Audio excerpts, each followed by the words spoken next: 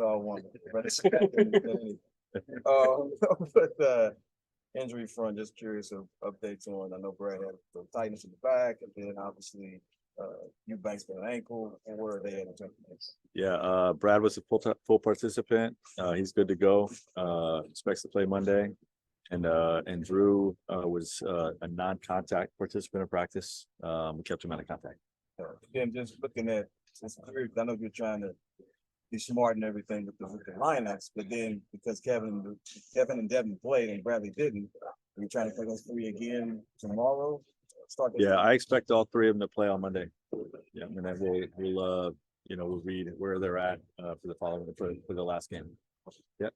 The thing was when looking at Jordan in particular, that whole idea that he as a point guard, he can play that role. What did you think of this his first go at it? Yeah, a lot of positive little things that I noticed. I thought he did a really good job evading screens. Sometimes bigger guards get clipped and get hung up a lot, but he did a really good job getting into the ball and not getting screened. I like that he was a willing crasher. We're trying to be a team that sends a bunch of guys to the boards, and he's consistent with that. And then his overall floor game, running a team, playmaking and pick and rolls, shoot the ball, catch and shoot situations. A very versatile player and someone I think is going to help us. To follow up on one more health thing, does Ish still have a shot to play in the preseason, or is this rehab process still pending? Yeah, I don't know where that's at. I don't know if he's going to be able to play. He definitely won't play for Monday, and we'll see where he's at for the final game. Before the injury, how did you get to know his game in the summer and just evaluating him as a player? Yeah, he was in here more than anybody on our team. He's a extremely dedicated, hard worker. Wants to perfect his craft and a good culture guy. Our whole organization loves having him around. And I've enjoyed getting to know him, both on the court, off the court. A lot of conversations over his cars and whatnot. And just a great guy, and guy that really sets the tone with work ethic.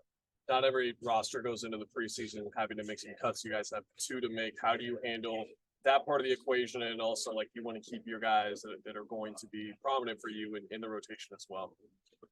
Yeah, coaching staff will have input, and then front office will make the final decision, about who makes the roster and who doesn't, and we'll go from there.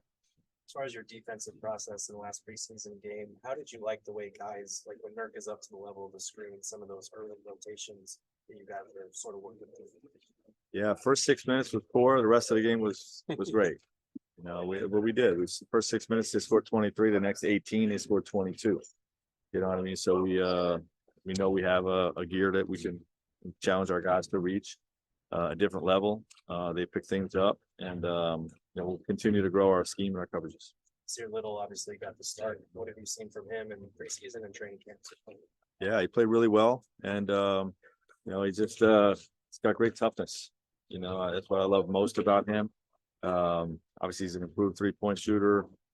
Brings a physical body out there. He's been one of our most consistent crashers as well, because we want those guys, whoever's in that role, around Brad, Book, and KD, to be out there defending, playing hard, playing scrappy, and getting on the boards. And he's doing all that. With what Gerald just asked about with Nurkic at the level, in your experience, what is the hardest part to nail down? That initial one that you guys missed on the first play, or the rotations after that were there, like you said, once you got them?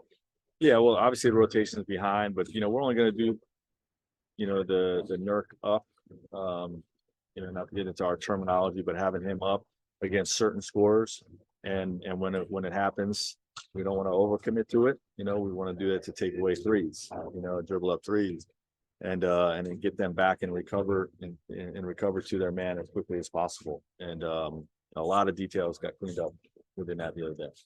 Frank, what's the chemistry been like with your staff? I know you had a lot of respect for Kevin Young. How's that all gelling together? It's been great. We're having a lot of fun, putting in a lot of hours, getting to know each other and studying our team.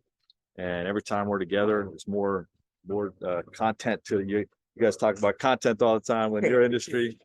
Well, every time we have a practice and we record it on video, there's more content for us to dive into, absorb, study, and improve our team. So it leads to a lot of conversations, and the staff chemistry has been great. What's impressed you about Kevin so far, just getting to work with him? All around. You know, I mean, we're using him obviously a lot with his offensive lens on the things they've done here the last few years. To try to keep Book's environment, you know, as consistent as possible to keep him playing at a super high level. But he's very knowledgeable both sides of the ball. You know, really in all facets, and he's a good dude. You know, we're really enjoying having him part of our staff, and he's fitting right in. With this building, something the previous staff, coaching staff talked about was the ease in getting here and just like the location, like 15 minutes or less, you can be here whenever you want. Can you back that up in terms of your previous experiences and just the ease of the location?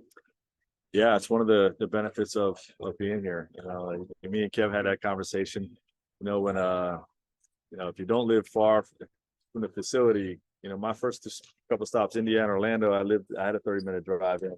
You know, so when I started living closer in LA and now here, I lose touch with people. I don't call my parents as much, and they, you know, they don't like that. You know, so I don't have that morning drive in. Kev was talking about, you know, the drive to Brooklyn and how long that was for him. So I think we're all enjoying, you know, that level of proximity. So are you a Phillies fan? I am lifelong Phillies fan. Yep. But you're rooting for the Diamondbacks. Oh, I didn't say anything about that. I'm You got a lifelong Phillies fan. Look, that's just in my blood. There's nothing I can do about that. But I will say that I've fallen in love with what the Diamondbacks have done this year. I'm a huge Torey Lovullo fan. And it's pretty remarkable, you know, to make a run to get into the playoffs.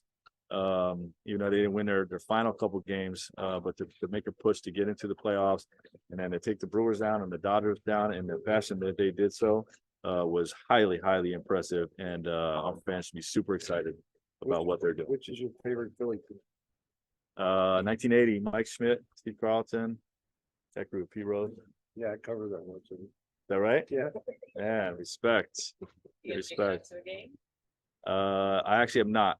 I have some things, obligations. First game's against we're in Palm Springs, and then the next 2 nights I have obligations, so I won't be able to, unfortunately. So you're picking the Phillies though, right? I'm a lifelong Phillies fan in my blood. Go back to the tape what we said a few minutes ago. That's What can okay. you say about the postseason environment? I mean, D-backs players were talking about that's the best place that you want to be in October. Yes, I love baseball, and you know, the NLCS, ALCS, the World Series. You know, it's awesome. I went to the World Series last year, flew across the country, took my dad to the game. You know, our brother was there. We went the night after the 5-homer game. We went to the game that they got no hit, That was a great game. 0 hits by the Phillies when I flew across the country to watch them in the World Series. But at least it was memorable. Well, Kelly said the other day that he was at the game before the 500 game. He took his dad also, and Yeah. he and his brother. Yeah. They're from that area also. Oh yeah, great. Yeah, Great, yeah. They can swing the bats. Those Phillies can hit the ball. Yeah. I'm picking the Phillies. Okay, that's your call. Yeah. Frank, I'm picking the Suns over the Portland Trailblazers. That's what I'm picking. It's a good answer. Mikel would openly taunt Diamondbacks fans with set. Oh, yeah. He was a little bit different. I love this Diamondbacks team. I was hoping that they wouldn't somehow, you know, match up against each other, because I love this team. Frank, what can you say about tomorrow's open practice and the excitement, the fans? Just what can fans get a preview for tomorrow? Yeah, I think 2 days in a row they're going to get to see. You know, Okay, last question is going to be to Jim Conlan, please. Hi, Coach. You mentioned Chris Paul, and he seems to be evergreen. He seems to be getting better with age. 40 assists in the last 3 games alone, and himself and Devin Booker. Do you think this Phoenix Suns team is like the team that they had with Steve Nash and Stoudemire and Marion? Is it that good? well, I think they can be that good. Obviously, they're very different. You know, different skill sets. You know, different talent levels, a different system. But you know, I think they can be that good. You know, the way they're playing, like I said, they've won 14 out of 17. 14 out of 17 games. So, you know, if you take that over the course of a season, you're one of the best teams in the league. So I do think they can be that good. Yes. All righty.